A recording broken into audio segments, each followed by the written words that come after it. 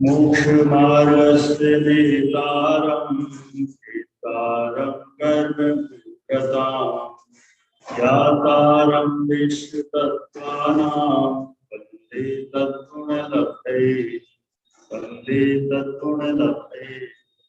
सूत्र है औपसमिक शायकौ भावौ विश्वस्य जीवस्य स्वातत्व मोदयिक पारणामिकौ च।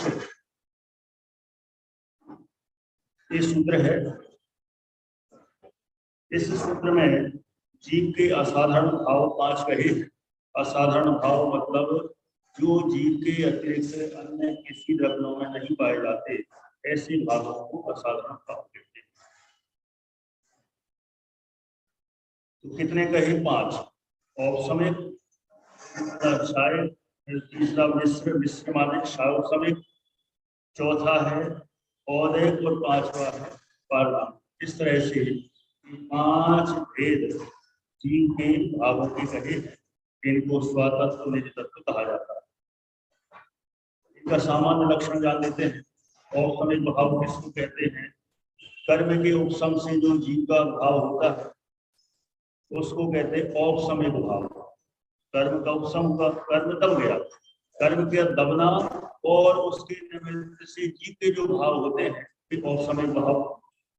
दूसरा है क्षय भाव, कर्म के क्षय से जीव के। और चौथा है औदय, कर्म के उदय से जीव के जो भाव होते हैं उन्हें औदय भाव कहते हैं।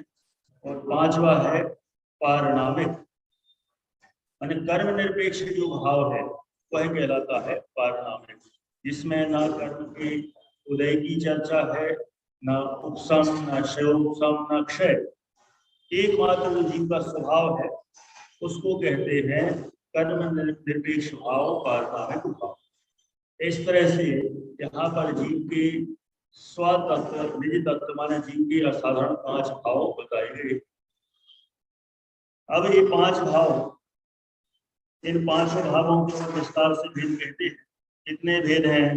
दूसरे सूत्र में आया द्विनवाष्टादशैक विंशति त्रिभेदा यथाक्रमम्।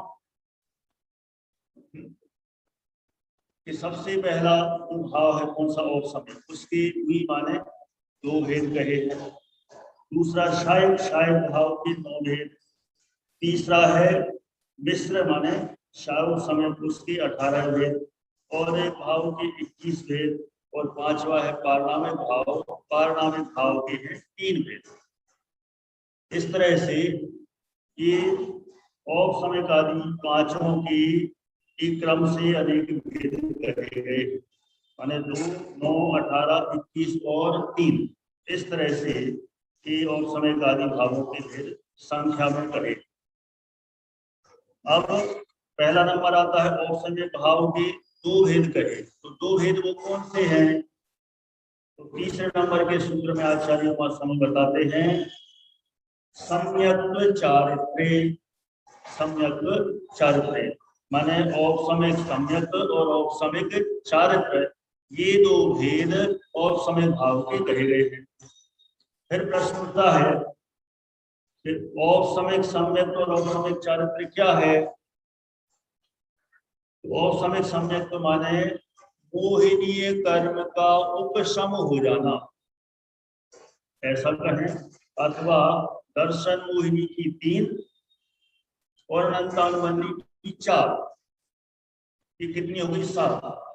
अथवा और डिटेल करें तो अनंतानुबंधी की 4, दर्शन मोहिनी की 1 भी हो सकती है, 2 भी हो सकती है, 3 भी हो सकती है। इस तरह से 5, 6 अथवा 7 के उपशम से जो सम्यक तो होता है, जो भाव प्रकट होता है, उसे औपसमिक भाव, औपसमिक सम्यक तो कहते हैं। और औपसमिक चारित्र्य किसको कहते हैं?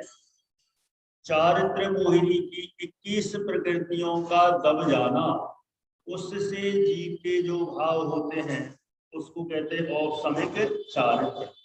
21 प्रकृतियां कौन सी? अप्रत्यक्षानावरण संबंधी 4, क्रोध मान माया। प्रत्यक्षानावरण संबंधी 4, क्रोध मान माया। प्रत्याख्यान वर्णों, संजुलन संबंधी क्रोध मान माया लोक 12 और हास्य आदि 9 लोक रसायन। हास्य रति अरति शोक भय जुगुप्सा स्त्रीवेद पुरुष तपुंसक, ऐसी 21 प्रकृतियों के उपसम से जो जीव के भाव होते हैं उसे कहते हैं औपसमिक चारित्र। इस तरह से ये औपसमिक भाव के 2 भेद कहे। अब आते हैं आगे, शायद भाव के कितने भेद कहे हैं? 9 भेद। कौन से हैं? ज्ञान दर्शन दान लाभ भोग उपभोग वीर्याणि च। कितने इसमें सूत्र में तो 7 ही लिखे, ज्ञान दर्शन, फिर दान लाभ भोग उपभोग वीर, ये कितने हो गए? 7 हो गए। लेकिन है तो 2 कहाँ से लेना? ऊपर से लेना, सम्यक और चारित्र। तो शायक सम्यक और शायक चारित्र, इस तरह से कुल शायक भाव के 9 भेद हो जाते हैं। 9 भेदों का सामान्य स्वरूप अपन देख लेते हैं। शायक सबसे पहले है ज्ञान, सब में शायक लगाना है, शायक ज्ञान। शायक ज्ञान किसका नाम? ज्ञानावरण कर्म के क्षय से जो उत्पन्न हो ऐसा केवल ज्ञान, वह शायक ज्ञान। फिर शायक दर्शन, दर्शनावरण कर्म के क्षय से जो उत्पन्न होता है उसको कहते हैं शायक दर्शन। फिर 5 को एक साथ ले लेते हैं, शायक दान लाभ भोग उपभोग वीर, ये अंतराय के क्षय से उत्पन्न होते हैं। फिर है शायक सम्यक, ये दर्शन वही और अनंतानुबंधी के क्षय से उत्पन्न होता है। और शायक चारित्र, चारित्र वही के क्षय से उत्पन्न होता है, इसे शायक चारित्र कहते हैं। इस तरह से शायक भाव के 9 भेद कहे गए हैं। अब शायक समय भाव के कितने भेद हैं? शायक दान और शायक लाभ, माने अपना जो जीव को स्वयं को ही, स्वयं के लिए ही जो अनंत गुणों का सुखों का जो दान देना है वो शायक दान है, जीव को स्वयं के लिए। ऐसे जो लाभ होगा तो लाभ में भी जो जीव को सुखादि का लाभ होगा तो शायद लाभ के अंतर्गत आएगा। ये संक्षेप में कह रहे हैं, वैसे तो इनका डिटेल और कहेंगे। तो फिर दान लाभ भोग, अब भोग में जो जीव को स्वयं को ही भोगने में आता है, ऐसा जो सब प्रकार की बाहरी पदार्थों की नहीं, स्वयं की जो गुणों आदि का भोग है वो शायद भोग कहलाता। बार बार भोगने में आवे तो भोग कहलाता। वो कैसे बनेगा कि एक बार भोगा तो उसको कहते हैं भोग, अब उन्हीं को बार बार भोगे तो भोग में आएगा। क्योंकि जो अपन लौकिक सामग्री में तो घटा लेते हैं, अलग अलग चीजें होती, तो अलग अलग चीजें में तो बाहर में घटा सकते हैं, लेकिन अंदर की चीजों में तो एक बार भोगा तो भोग। लेकिन उसी को जब बार बार भोगते हैं, क्योंकि हर समय नया नया उत्पन्न होना है, तो हर समय नया नया उत्पन्न होना है तो उसी को उपयोग भोग में लेंगे। लौकिक सामग्रियों में अपन घटाते हैं, भोजन है भोग, क्योंकि एक ही बार भोगा, और बर्तन कपड़े आदि उनको लेते हैं उपभोग में। लेकिन अपने गुणों में तो कोई ऐसा तो होगा नहीं एक ही बार भोग के खत्म हो जाए, है ना? इसलिए उनको भोगा तो भोग और बार बार भोगे तो उपभोग। इस तरह से शायद भाव की 18 भेद। 18 भेद सूत्र नंबर 5वां है, ज्ञान ज्ञान दर्शन लब्ध यश चतुष्त्रि भेदा सम्यक चारित्र संयमा संयमाश्य। इस शायद भाव के 18 भेद कहे। तो ज्ञान कितने? 4, अज्ञान 3, दर्शन 3, लब्धि 5, सम्यक 1, चारित्र 1 और संयम संयम 1। इस तरह से कुल हो गए शायद समय भाव के 18 भेद। अब इसमें भी कि ज्ञान के जो 4 भेद कहे, मति ज्ञान, सुप्ति ज्ञान, अवधि ज्ञान, मन पद ज्ञान, ये जो 4 भेद कहे ये ज्ञानावरण के उपसम से होते हैं। 4 ज्ञान के भेद, 3 अज्ञान के, तो 4 और 3 7, ये 7 तो ज्ञानावरण कर्म के उपसम से होते हैं। फिर 3 दर्शन, चक्षु दर्शन, अचक्षु दर्शन, अवधि दर्शन, ये 3 ये दर्शनावरण कर्म के उपसम से होते हैं, ये 3। फिर 5 लब्धियां, दान दान भूमि, इनके जब उपसम की बात चल रही है, तो ये अंतराय कर्म के उपसम से होते हैं। सम्यक दर्शन मोहिनी के उपसम से होता है।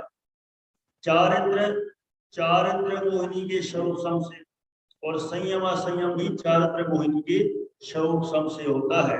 इस तरह से साउपसमिक भाव के कुल 18 भेद कहे गए। ठीक है, 4 ज्ञान, 3 अज्ञान, अज्ञान कहे तो ज्ञान, और 3 दर्शन, 5 लब्धि, 1 सम्यक, 1 चारित्र और 1 संयम असंयम। इस तरह से 18 भेद साउपसमिक भाव के कहे गए। अब आगे बढ़ते हैं। औदिक भाव के 21 भेद। औदिक भाव के 21 भेद कौन से हैं, ये देखते हैं। सूत्र नंबर 6, गति कषाय लिंग मिथ्या दर्शना ज्ञाना संयता सिद्ध देश्यास चतुश्चतुष्टैकैकैक षड्भेदा। माने औदिक भाव के 21 भेद कहे कौन सी? गति कितनी होती है? 4।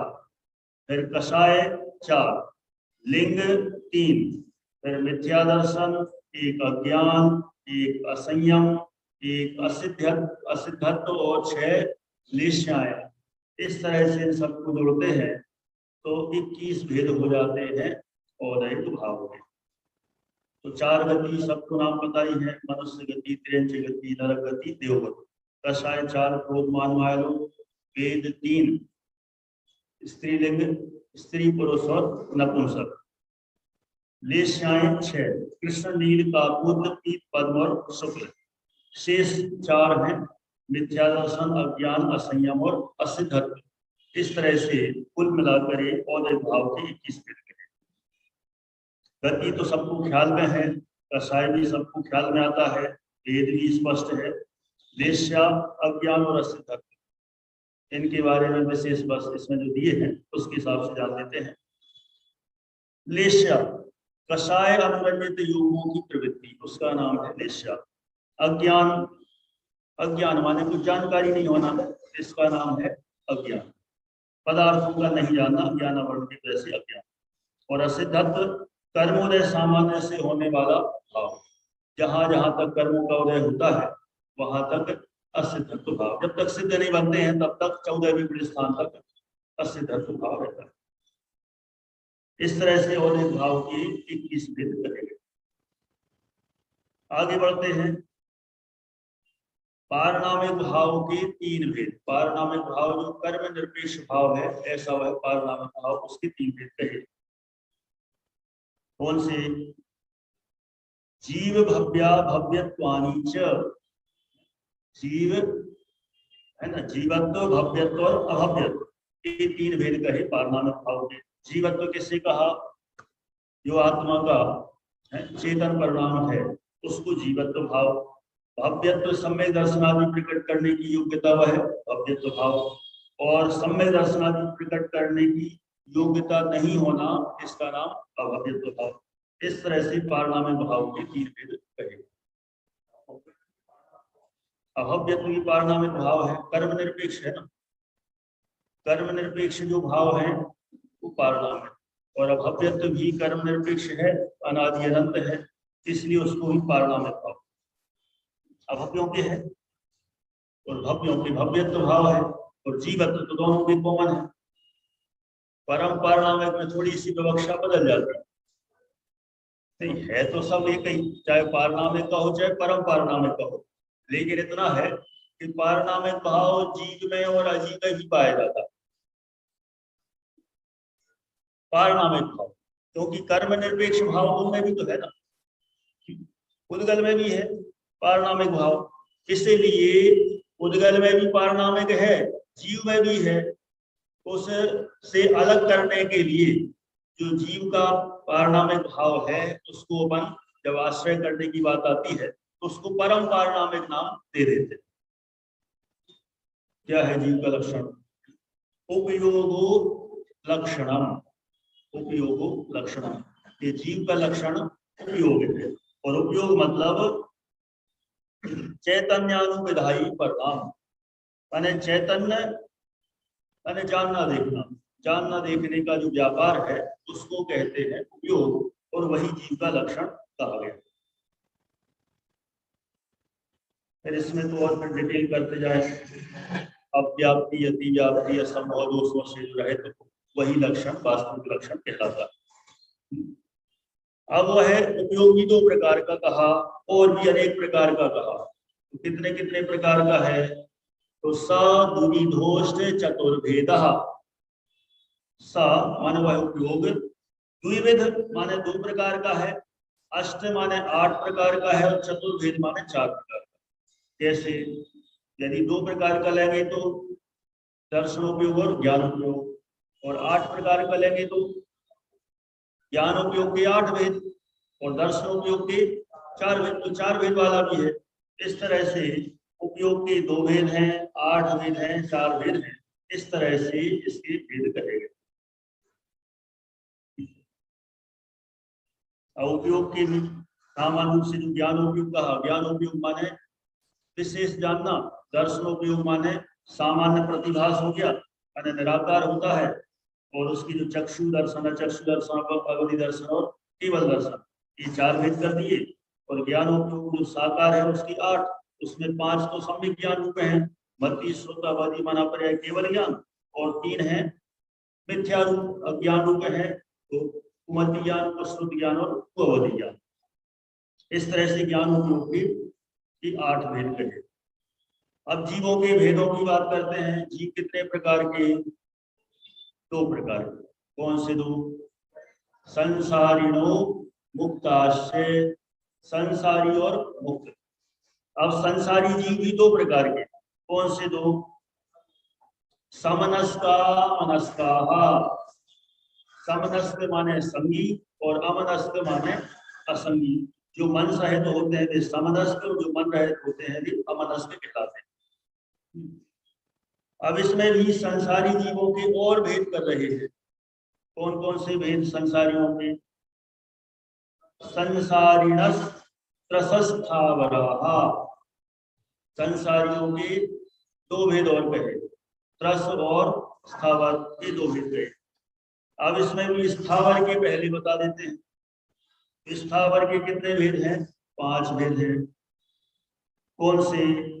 पृथ्वी यप तेजो वायु वनस्पतयः स्थावराः, पृथ्वी, पृथ्वी का है, जल का है, अप माने जल का है, तेज माने वायु का है, वनस्पति वायु माने वायु का है, और वनस्पतया माने वनस्पति का है। इस तरह से स्थावर जीवों की 5 भेद कहे गए। त्रस के कितने? पहले तो ये बताया कि त्रस कौन है? द्विन्द्रिया तयस्त्रसाः, 2 इंद्रिय से लेकर के पंचेंद्रिय तक के सभी जीव त्रस कहलाते हैं। तो ये हो गए 2 इंद्रिया दयस्त्रसा।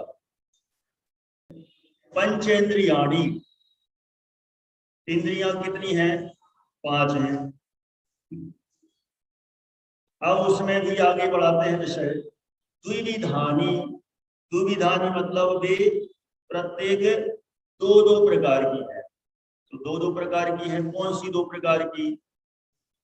तो कहा निर्वृत्त्युपकरणे द्रव्येन्द्रियम, निर्वृत्ति और उपकरण रूप तो है द्रव्येन्द्रियां, और लब्धोपयोग भावेन्द्रियम, लब्धि और उपयोग रूप होती है भावेन्द्रियां। अब इनके बारे में थोड़ा सा 2-3 मिनट में विशेष जान लेते हैं कि क्या चीज होती है।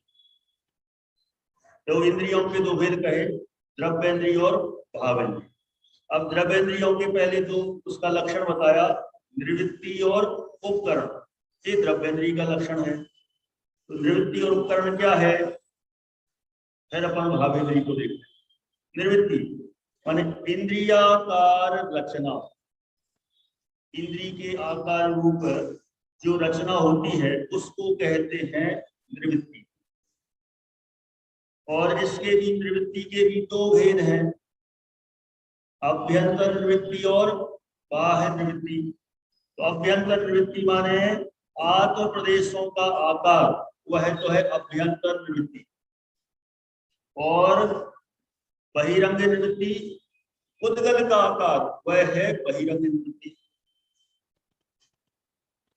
और इसके बाद है उपकरण, जो निवृत्ति का उपकार करे उसका नाम है उपकरण।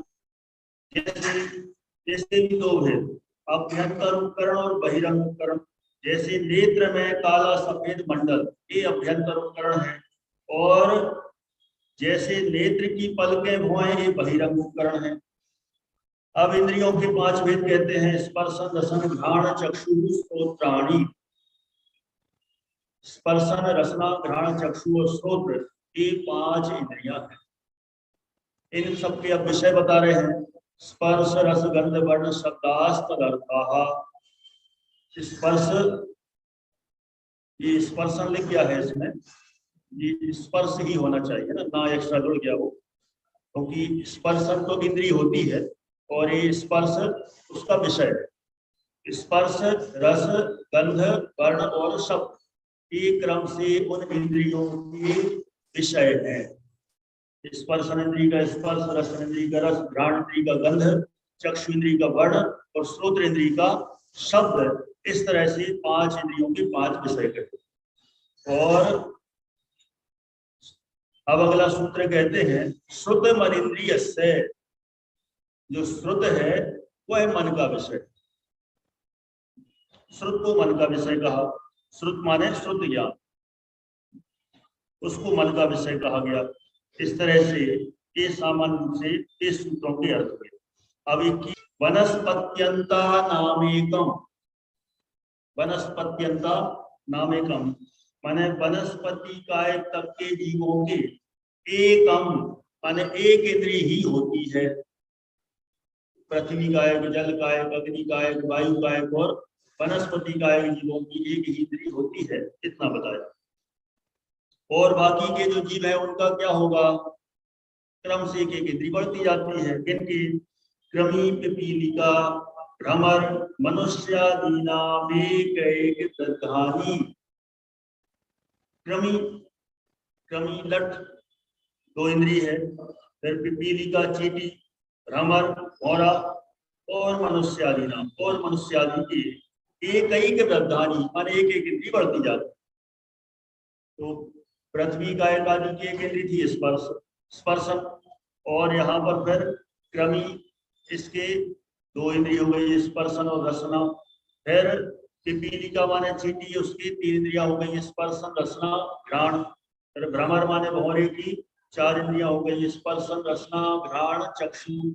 और मनुष्य की हो गई 5 इंद्रिय, स्पर्शन रसना घ्राण चक्षु और कर्म। और ये क्रम से ही बढ़ती है ना। ऐसा नहीं होता कहीं कि किसी की स्पर्शन इंद्रिय और सीधी चक्षु इंद्रिय हो जाए।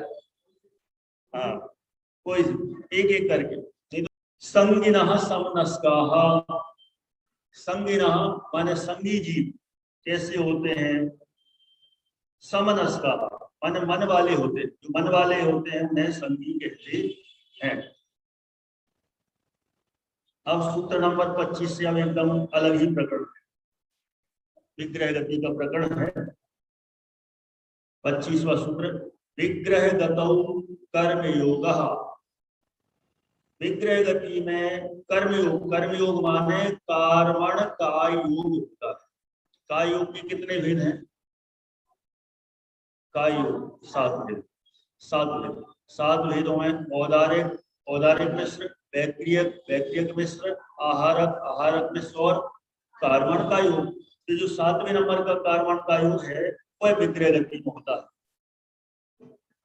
अनुश्रेणी गति, अगला सूत्र है अनुश्रेणी गति।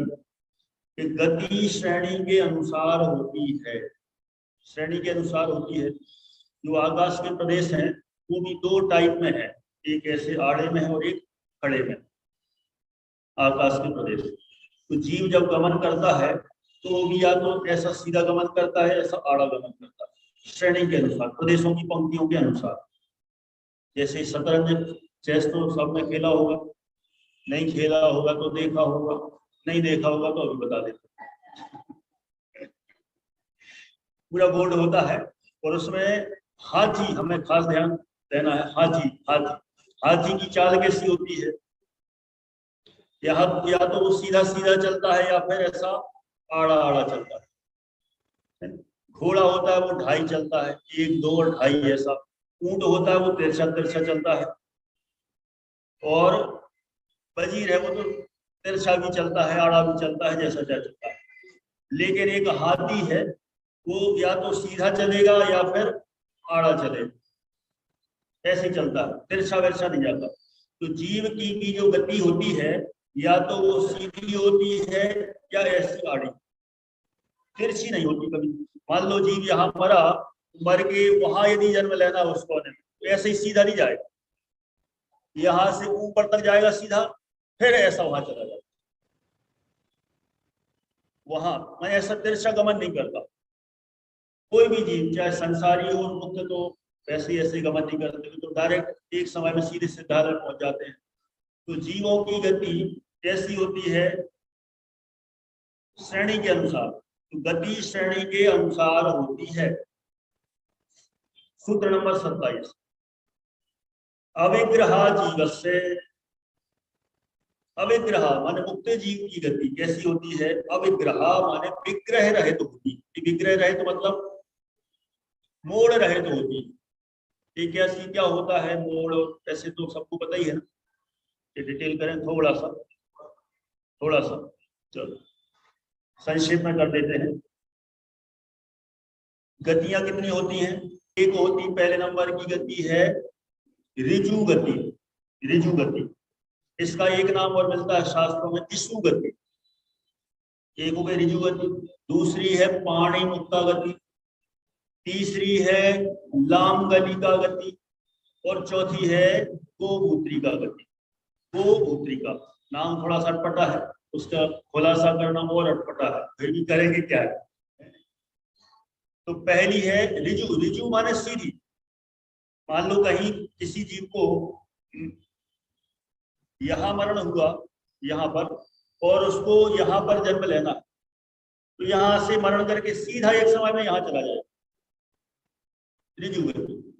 अथवा जैसे सिद्ध भगवान है, सिद्ध भगवान तो सीधे ही जाते हैं, यहाँ कर्मों का भाव हुआ, अष्ट कर्मों का भाव, और सीधे सिद्धाला में एक समय में पहुंच जाते हैं। तो एक समय वाली जो सीधी होती है ऋजु गति, और जरूरी के ऊपर की ओर ही हो, ऐसी भी हो सकती है आड़ी। यहाँ पर कोई मरण किया, यहाँ जन्म लेना है, तो ऐसा सीधा चला जाएगा, ऐसा तिरछा नहीं जाता, तिरछा नहीं जाता। तो यहाँ मरण हुआ और यहाँ जन्म लेना है, तो क्या करना पड़ेगा, यहाँ से इसके लेवल पर यहाँ तक ऊंचाई तक आएगा और फिर ऐसा जाएगा। ये जीवों का मरण होकर और फिर जहां अगले भाव में जन्म लेना है, इसी सिस्टम से जाते हैं।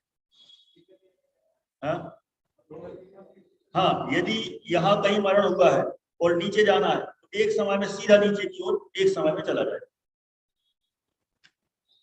ठीक है, इस तरह से कहीं पर भी इस तरफ जाना, उस तरफ जाना, ऊपर की ओर जाना, नीचे की ओर जाना, कहीं भी जाना हो, एक समय में ऋजु गति से सीधा पहुंच जाता।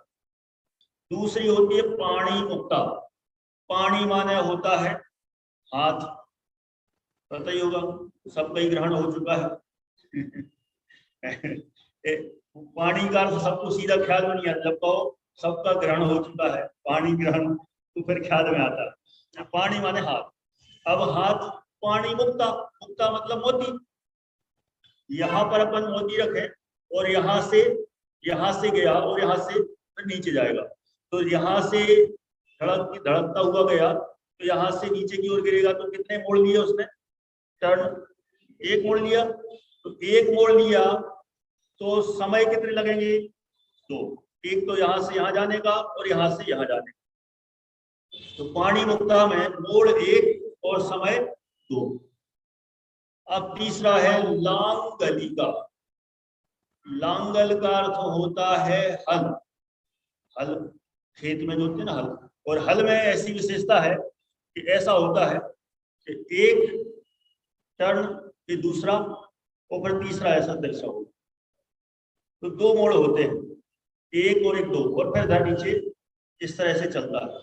तो एक मोड़ और दो मोड़, तो मोड़ यदि दो हैं तो समय कितने लगेंगे? 3 समय लगेंगे। तो किन्हीं जीवों की गति लांगलिका भी होती है, मोड़ दो होते हैं, समय 3 लगते हैं। और किन्हीं जीवों की एक और गति हो सकती है, कौन सी? गोमूत्रिका।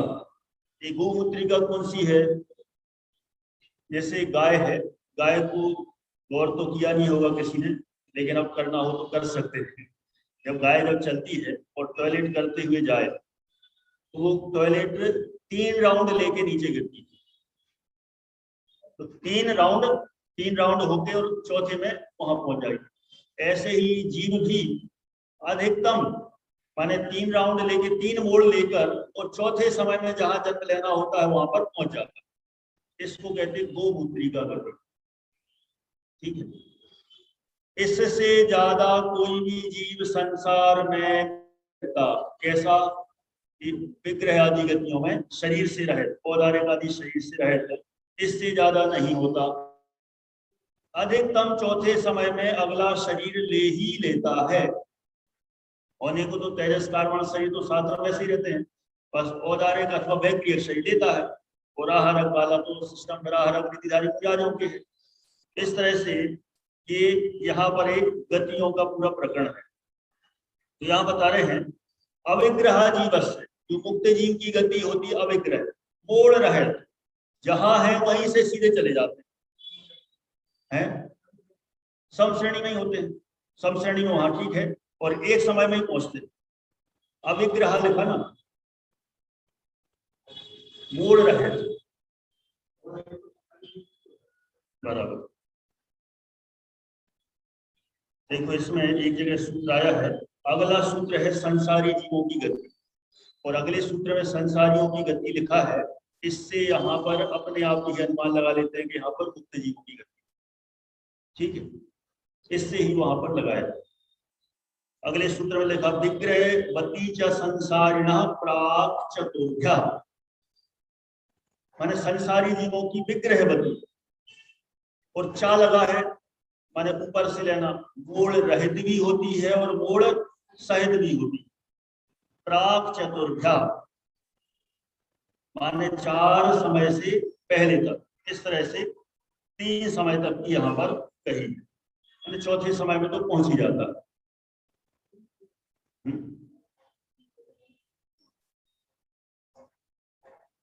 अरे 3 समय उसमें रास्ते में रहेगा, चौथे समय में पहुंच ही जाता है ऐसा।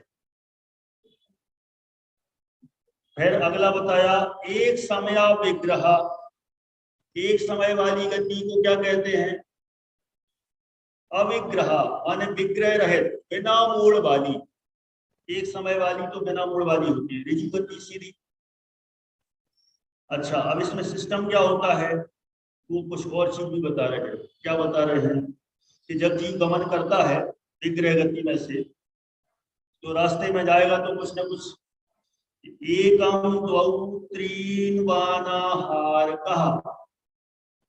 एकम माने एक, द्वौ माने 2, और तीन माने 3 समय तक अनाहारक रहता है। ये कैसे रहता है? अनाहारक माने 1, 2 और 3 समय तक अनाहारक होता है। ये कैसे होता है? देखो यहाँ पर चार्ट में से पढ़ लेते हैं, ये तो सीधा लिखा ही है तो इसमें से पढ़ लो। एक जीव एक शरीर छोड़कर दूसरे शरीर के लिए गमन करना जीव का ये विग्रह गति है। अविग्रह माने मोड़े रहित होती है, और विग्रह गति मोड़े सहित होती है। नाम दिए है ऋजु गति, इसको इशु गति। इशु माने होता है बाण, बाण धनुष से बाण चलाया तो बाण बिल्कुल सीधा जाता है, तो सीधी गति ऋजु गति का हो चाहे इशु गति का हो, इसका। दूसरी है पाणी मुक्ता लांगलिका गोमूत्रिका। तो विग्रह गति के 3 भेद कहे, पाणी मुक्ता लांगलिका गोमूत्रिका, और अविग्रह का एक ही किया ऋजु गति। तो इसमें बता रहे हैं ऋजु गति तो सीधी होती है बिना मोड़ वाली, और पाणी मुक्ता में 1 मोड़ा, लांगलिका में 2, गोमुद्रिका में 3। समय कितने लगेंगे ऋजु गति में? 1 समय, पाणी मुक्ता में 2 समय, लांगलिका में 3 समय और गोमुद्रिका में 4 समय। अब अनाहारक का काल, अनाहारक मतलब आहार नहीं लेता। किसका आहार? औदारिक शरीर के योग्य जो वर्गणाएं ग्रहण करता है, आहार वर्गणाएं, तो वह अनाहारक नहीं होता। एक समय वाला तो पहले समय में ही सीधा आहारक, क्योंकि एक ही समय में पहुंचना है तो सीधा भोजन ग्रहण करेगा। एक समय वाले तो अनाहारक नहीं होते, माने सीधे पहले समय में ही आहार ले लेते हैं, आहार वर्गणाओं को ग्रहण कर लेते हैं शरीर के योग्य। और पाणी मुक्ता में एक समय अनाहारक रहते और दूसरे समय आहारक हो जाते। तो दूसरे समय यदि आहारक होंगे तो पहले समय क्या करेंगे? नाश्ता नहीं करेंगे। क्यों? कार्बन वर्गणाओं का करेंगे ना। देखो दूसरे समय में तो आहार वर्गणाएं ग्रहण करते हैं, तो जिस समय जो पहला समय उस समय कुछ तो ग्रहण होगा, तो क्या होगा? कार्बन वर्गणाएं ग्रहण करेगा। माने जिस समय आहार ग्रहण करता है तो आहार, और जब तक वो नहीं करता है तो कार्बन वर्गणाओं का तो ग्रहण करना ही है। तो और लांगलिका में क्या है? 2 समय तक है अनाहारक और तीसरे समय में हो जाता है आहारक। और फिर इसके बाद गोमुद्रिका में 3 समय है अनाहारक और चौथे समय में आहारक हो जाता है, यानी आहार वर्गणाओं का ग्रहण कर लेता है। इस तरह से औदारिक आदि 3 शरीर तथा 6 पर्याप्तियों के योग्य पुद्गलों के ग्रहण करने को आहार कहते हैं, है ना। आहार का मतलब यहाँ पर शरीर के लिए, पर्याप्तियों के लिए जो पुद्गलों का ग्रहण है उसको कहते हैं आहार। अब इसके बाद बताते हैं अनुश्रेणी गति। अनुश्रेणी यहाँ बताई गई है कि आकाश के प्रदेशों की पंक्ति के अनुसार गमन। आकाश के प्रदेश देखिए या तो आड़े होते हैं अथवा ऐसे खड़े होते हैं। मुक्त जीव की सिर्फ ऋजु गति होती है और संसारी जीव की 4 प्रकार की गति होती है। अब जन्म पर आते हैं। सम्मूर्छन गर्भोपपादा जन्म। जन्म के भेद कितने कहे? 3। सम्मूर्छन, गर्भज और उपपाद। सम्मूर्छन, गर्भ और उपपाद, ये जन्म के 3 भेद कहे। एक योनियों के भेद बता दिए, जन्म के बाद योनियों के भेद। सचित शीत समृता सेतरा मिश्राशयिक शस्तद्योनया। ये योनियों के 9 भेद कहे। ये 9 भेद की वास्तव में गुण योनि के भेद है। ये गुण योनि क्या होता है? योनियों के वैसे 2 भेद होते हैं, एक आकृति योनि और एक गुण योनि। जिनमें आकार होता है किसी का, योनि का आकार। योनि क्या होता है? जीव की उत्पत्ति के स्थान को योनि कहते हैं। जिस जगह पर जन्म ले रहा है उस जगह का यदि कोई शेप हो, आकार हो, तो उसको कहते हैं आकृति योनि। और जिसका कोई आकार नहीं होता है उसको गुण योनि कहते हैं। गुण योनि मतलब उसकी अपनी अपनी विशेषता, क्वालिटी के अनुसार, उसके अपने अपने वातावरण के अनुसार जो योनि होती है वो गुण योनि कहलाती है। अब ये अपन देखते हैं क्या होता है। आकृति योनि तो देखा जाए मनुष्यों की होती है बस, ठीक है। आकृति योनि के भी 3 भेद कहे।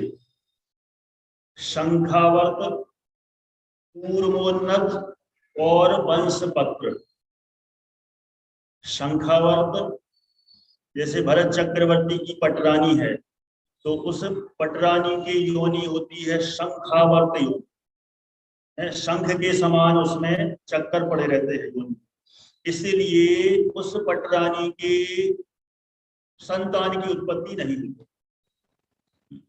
माने गर्भ ही नहीं ठहरता, कदाचित ठहर जाए तो नष्ट हो जाता, तो उससे संतान की उत्पत्ति ही नहीं होती।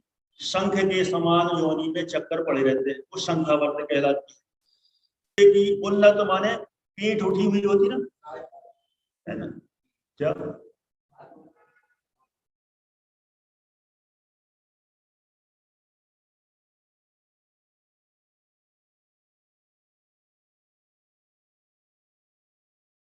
के समान। तो कूर्मोन्नत योनि होती है, वो होती है समझ लो ये तीर्थंकर आदि जो महापुरुष है विशेष, उनकी जो जहाँ वो जन्म लेते हैं उनकी माता की, एक कौन सी कूर्मोन्नत योनि। और एक होती वंशपत्र योनि। वंशपत्र योनि माने बांस के पत्ते के समान लंबी। ये अपनी भी जिनकी सबकी योनि है सामान्य साधारण मनुष्यों की, सबकी वंशपत्र योनि होती है।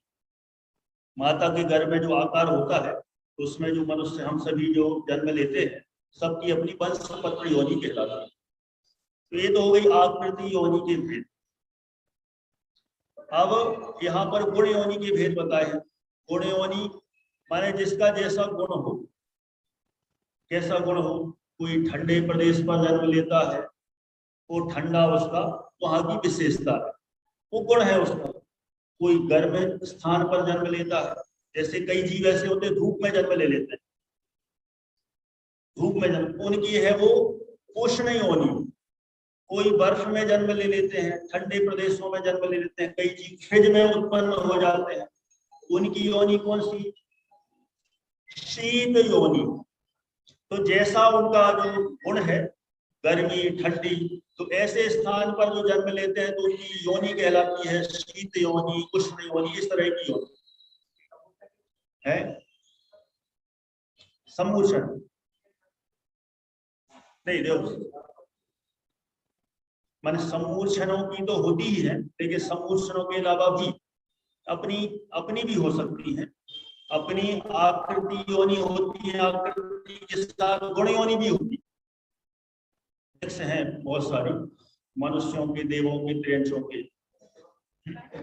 हाँ चार्ट दिया है बराबर। तो अपन तो सामान्य यहाँ बस पढ़ लेते हैं, विस्तार तो कितना हो नहीं पाएगा। तो ये 9 योनियां बताइए। सचित शीत समृता सेन्द्रा मिश्राश्रय के सस्तयोदया, सचित शीत और समृद्ध तथा इनकी प्रतिपक्ष भूत अचित उष्ण और विकृत तथा मिश्र अर्थात सचिता चित्त शीतोष्ण और समृद्ध विकृत, ये उसकी अर्थात जन्म की योनियां। तो सचित माने चेतना सहित, ऐसा स्थान जहां पर चेतनता हो, ऐसे स्थान पर जन्म लेना उस सचित योनि। फिर अचित माने चेतनता रहे, मिश्र माने दोनों, समृद्ध माने ढकी हुई, कवर्ड। कई जीव ऐसे होते हैं जो अंदर घुसे घुसे स्थानों में उत्पन्न होते हैं,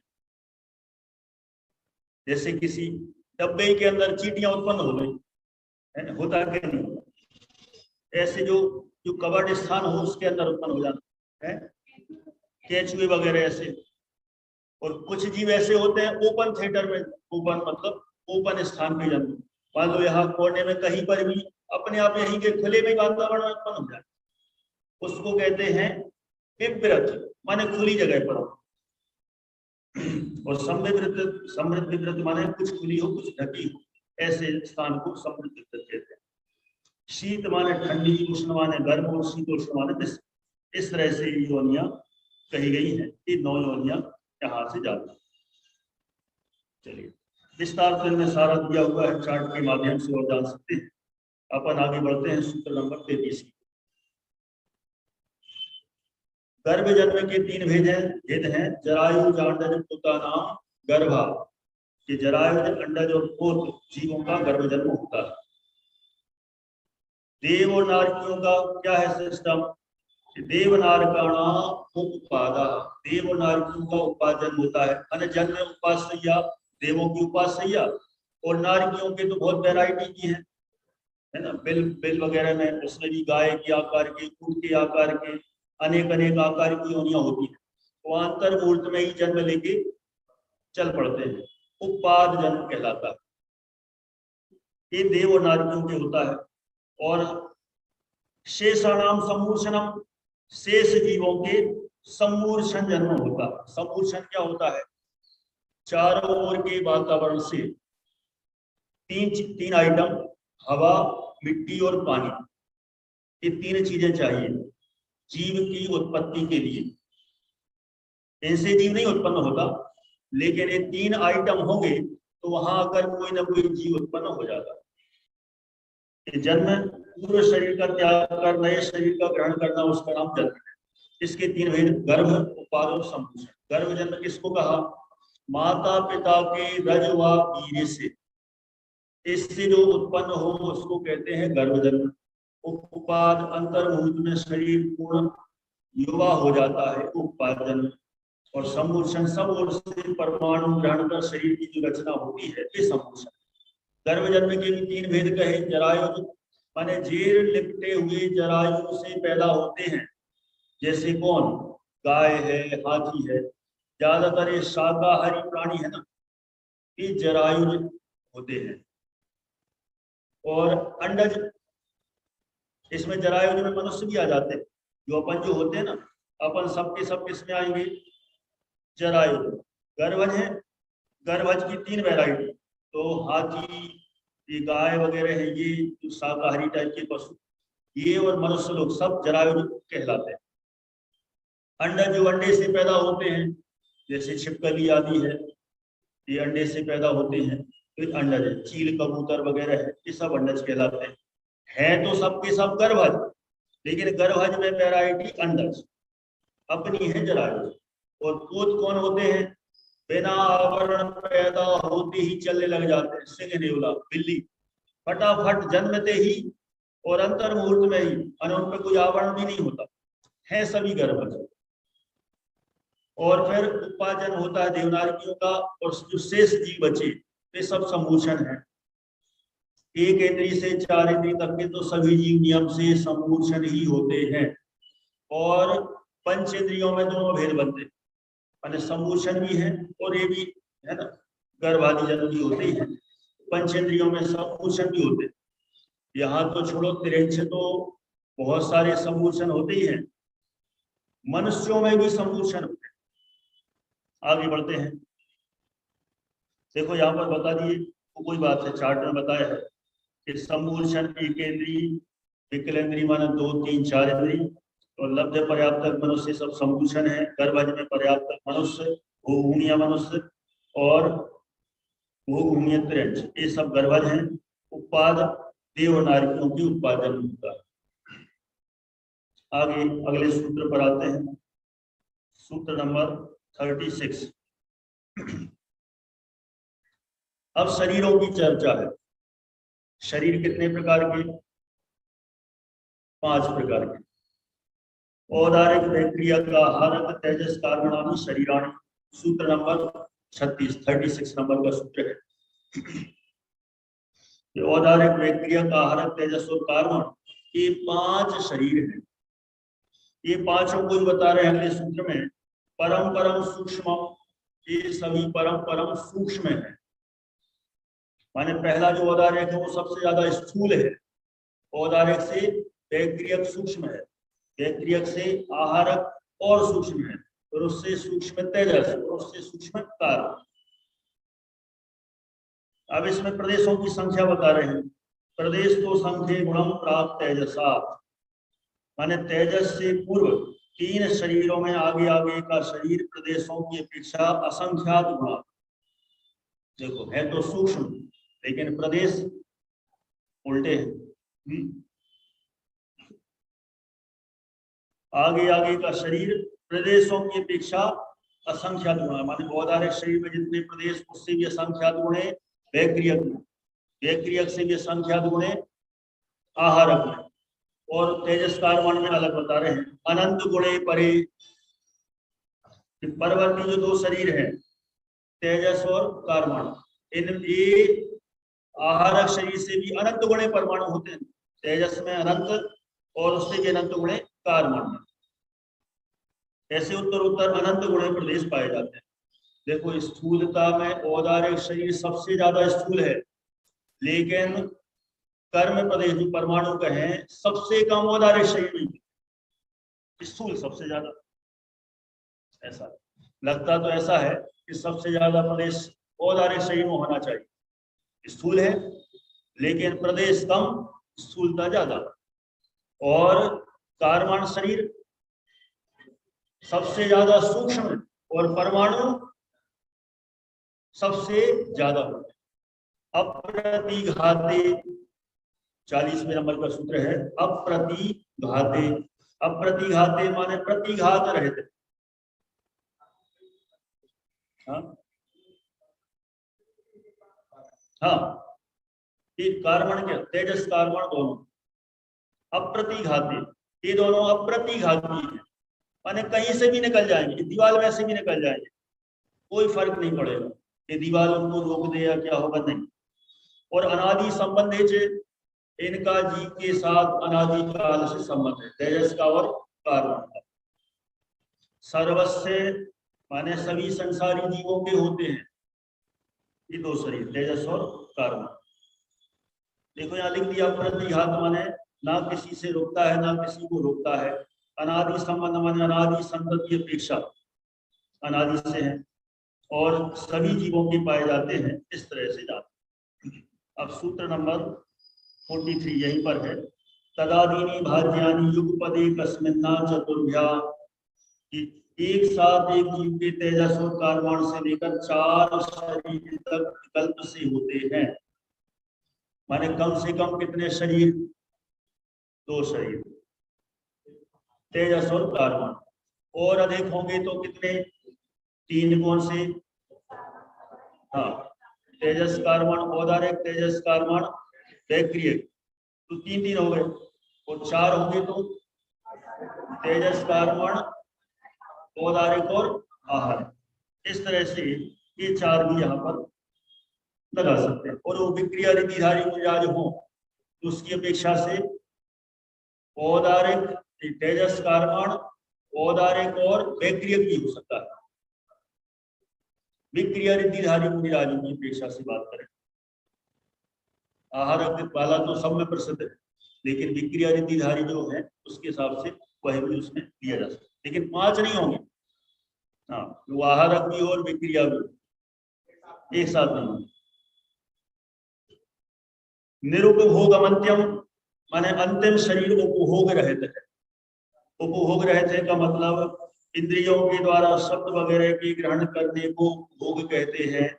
कार्बन शरीर में इस प्रकार का उपभोग ना होने से वह निरुपभोग है, माने इंद्रियादि के द्वारा वो ग्रहण नहीं किया जा सकता, इसलिए निरुपभोग कहा। गर्भ संपूषणज माध्यम, पहला शरीर गर्भ और संपूषण जन्म से पैदा होता है। कौन सा पहला, औदारिक शरीर, गर्भज भी है और संपूषण भी है। और औपपादिकम वैक्रियकम, वैक्रियक शरीर मात्र उपाद जन्म से ही होता है, उपाद जन्म से ही पैदा होता है। अब अगले आगे कहते हैं लब्धि प्रत्ययम च, लब्धि से भी पैदा होता है। कौन सा शरीर, वैक्रियक शरीर। वैक्रियक शरीर उपाद जन्म से तो होता ही देवनारियों के, और मुनिराज के तप विशेष से लब्धि से भी उत्पन्न होता है, विशेष तपस्या से उनको प्राप्त होता है। देखा जाए तो औदारिक शरीर का ही परिणमन है, लेकिन फिर भी उसको वैक्रियक भी कह देते हैं। तेजस्मपि, तेजस शरीर भी लब्धि से होता है। अब इसके भी 2 भेद कहे, अनिस्सरण और निस्सरण। तेजस के शरीर स्वरूप बताते हैं, शरीरों को कांति देने वाला अनिस्सरण, और निस्सरण शरीर से बाहर निकलने वाला निस्सरण कहलाता है। स्वामी अनिस्सरण के सभी संसारी जीव हैं, माने तेजस शरीर सभी के जो है वो अपने शरीर के अंदर ही पाया जाता है। और रिद्धिधारी के होता है निस्सरण, तो आहारक तो होता है वो अलग है, वो तो मस्तक से निकलता है। और तेजस शरीर होता है, उसके भी 2 भेद हैं, शुभ तेजस और अशुभ तेजस। बाएं कंधे से निकलता है अशुभ तेजस, दाएं कंधे से शुभ तेजस, तो उसका विस्तार बहुत है, अभी संक्षेप में नहीं जाना। ये परिणमन किसका है, अनिस्सरण तो तेजस वर्गणा का है, और निस्सरण वाला आहार वर्गणा का ही परिणमन औदारिक शरीर। देखो यहाँ पर सारा निस्सरण के भी सारे यहाँ पर विशेष कहे हैं, जिसमें से जान सकते हैं। सीधे आते हैं अगले सूत्र पर 49 पर। शुभम विशुद्धम अप्याघाती चाहारकम प्रमत्त संयत, आहारक शरीर शुभ विशुद्ध और व्याघात रहित है, वह प्रमत्त संयत के ही होता है। प्रमत्त संयत 6वें गुण स्थानवर्ती मुजाहिद के ही आहारक शरीर पाया जाता है। इसमें जो बताया ना शुभम विशुद्ध अभ्याघाती, तो शुभ माने अच्छे कार्य के लिए होता है, तीर्थ बंधन आदि के लिए। विशुद्ध शुभ कर्म के कारण श्वेत वर्ण चतुष्क मुराज को छठवें गुण स्थानवर्ती किन्हीं रिद्धिधारी मुराज को ही होता है। देखो ऐसा है, देव और नारियों का ही वास्तव में असली है ना वैक्रियक शरीर होता है, वो तो जन्म से ही उनको प्राप्त होता है।